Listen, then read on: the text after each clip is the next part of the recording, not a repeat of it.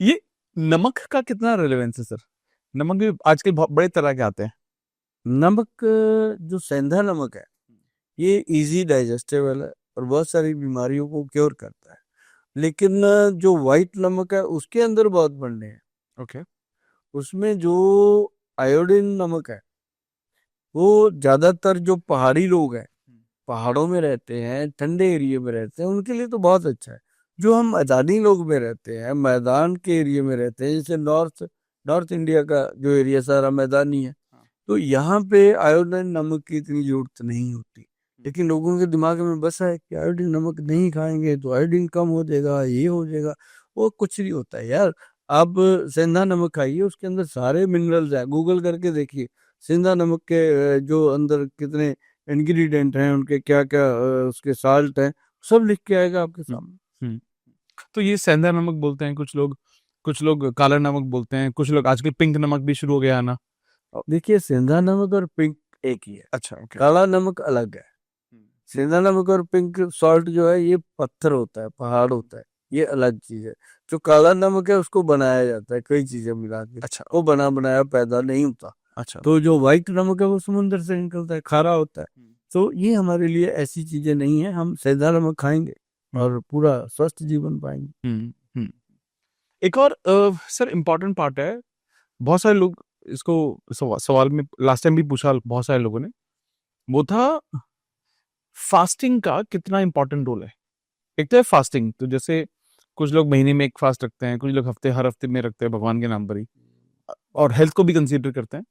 कुछ लोग intermittent fasting रखते हैं, हम्म। 11 बजे खाते हैं, शाम को 7 बजे। तो ये फास्टिंग होना, ये हमारे सिस्टम के लिए कितना इंपॉर्टेंट है? आयुर्वेद में और नेचुरल नेचुरल सिस्टम में ये बताया गया है कि जब आपको भूख लगे तो दबा के खाओ, जब नींद आए तो दबा के सो जाओ।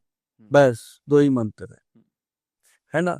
और जब नींद आ रही है तब मोबाइल देख रहा है, जाग रहा है, सोता नहीं है। भूख लगी है तो काम कर रहा है, भाग रहा है, चाय पी के अंदर जला ही जा रहा है, रोटी के लिए टाइम नहीं निकाल रहा। तो ये प्रॉब्लम। हम्म। हम्म। अब लोग कहते हैं डाइट चार्ट दे दो, मैं दे दूंगा। 20% भी करके दिखा देना। डाइट चार्ट मांग रहे हो, मैं उसका 10,000 रुपये लेता हूँ डाइट चार्ट का। मैं तू ले जा, 10,000 भी दे जा, तू दे भी जाएगा। लेकिन उसका 20% भी तू मेरे को टिक कर दे, मैं कर लूंगा, फिर ले जा। नहीं, पैसे खराब करने का क्या फायदा। वो काम करो जो हो सके, है ना। अब उसमें लिखा फिश इतनी, मटन इतना, बकरी इतनी, बकरा इतना, मुर्गी इतनी, अंडे इतने, ये इतने, दालें इतनी, फलानी दाल इतनी। वो कहता है ये चीजें तो मैंने सुनी भी नहीं जो उसमें लिखी हुई, खाना तो बहुत दूर की। तो डाइट चार्ट के पीछे जाओ, लेकिन इतना भी ना जाओ कि जीवन ही खराब हो। हाँ, फास्ट रखना बहुत जरूरी है। जो धर्म से हमारे बुजुर्ग जोड़ गए हैं, 50-60 फास्ट है एक साल में, तो बढ़िया है। इतने के करने चाहिए कि महीने में अपन ने 2 कर लिए, 3 कर लिए, बहुत है। तो वो फास्ट जरूरी होता है। जैसे संडे को मैं कहता होता हूँ लोगों को कि अगर आपको स्किन की प्रॉब्लम है, या स्किन की प्रॉब्लम नहीं भी है, कि हो ना अपने को, तो आप संडे को नमक छोड़ दो। हम्म। ओनली नमक, संडे को छोड़ दो, ओके। इतना ही काम है। हम्म। और जो आपकी फेवरेट सब्जियां हैं, उसमें से माँ की दाल, राजमा, आलू, चावल, अरबी, भिंडी, 6 बोल दी मैंने। सातवीं है व्हाइट चना। धीरे धीरे इनको अवॉइड करो।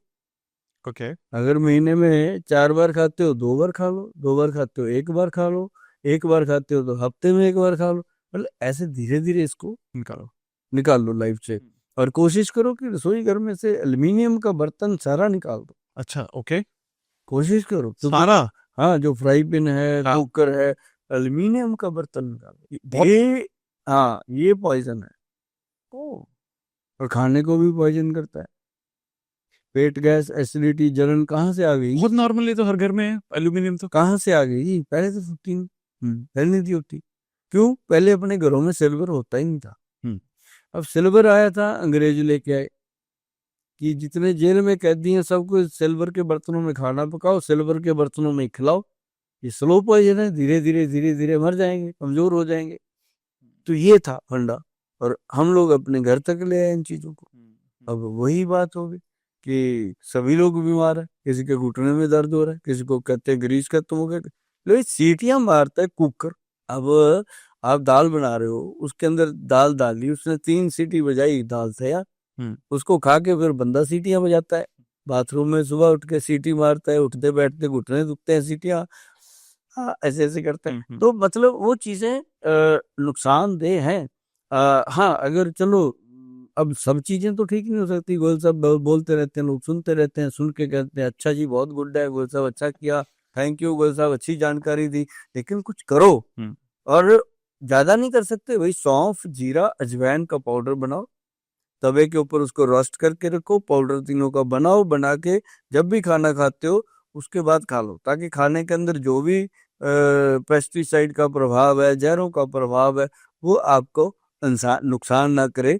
और साथ ही थोड़ा सा गुड़ खा लो। गुड़ जो है उसको ट्रंक्लाइजर बोला गया है, अजवाइन जो है उसको ट्रंक्लाइजर बोला गया है, और जो जीरा है उसको डाइजेस्टिव सिस्टम के लिए बोला गया। और जो सौंफ है वो शरीर की स्किन को, बॉडी को ठंडक, ताजगी देती है।